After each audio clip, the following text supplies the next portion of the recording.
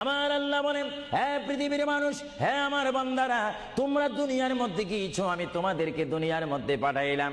পাঠাইবার পরে আমি জানি তোমরা অনেক অন্যায় পথে যাবে, অনেক কাজ করবে, যে কাজগুলোর মধ্যে তোমাদের গুনাহ হয়ে যাবে। হে বান্দা, তোমরা গুনাহ করবে তাও আমি ভালো মতো জানি, তোমরা পাপ করবে তাও আমি ভালো মতো জানি। বান্দারে, পাপ করার পরে, গুনাহ করার পরে একাই কি মসজিদের মধ্যে তোমরা কেঁদেছো, রব্বানা যালামনা, বলেন রব্বানা যালামনা আনফুসানা ওয়া ইল্লাম তাগফির লানা ওয়া তুরহামনা লানাকুনান্না মিনাল খাসিরিন বলে বলে মসজিদে কেঁদেছো, আসরের নামাজ পড়ে কেঁদেছো, যোহরের নামাজ পড়ে কেঁদেছো, মাগরিবের পড়ে কেঁদেছো, এশার নামাজ পড়ে কেঁদেছো।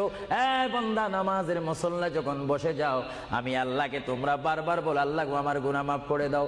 তারপরও আমি তোমাদের গুনাহ মাফ করে নেই। তারপরও তোমরা নিশি রাত্রে, মানুষ যখন ঘুমে যায়, তোমার বিবি যখন ঘুম যায়, তোমার ছেলে যখন ঘুম যায়, তুমি নিশি রাত্রে ঠান্ডা পানি দিয়ে ওযু বানিয়ে নামাজের মুসল্লায় বসে তুমি আবার যখন ডাক দাও, রব্বুল আলামিন, পৃথিবীর কোনো মানুষ আমার গুনাহ সম্পর্কে জানে না, তুমি আমার গুনাহ সম্পর্কে জানো। আমি এমন গুনাহ করেছি আমার বিবি জানে না, বিবি গুনাহ করেছে আমি জানি না। আল্লাহ, তুমি সব কিচ্ছু জানো। হে আমার প্রভু, তুমি আমাকে মাফ করে দাও। আমার আল্লাহ বলে, তারপরও যদি তোমাদেরকে আমি মাফ না করি, তারপরও বান্দা, তোমরা আমার রহমতের দরজা থেকে ফিরে যাইও না।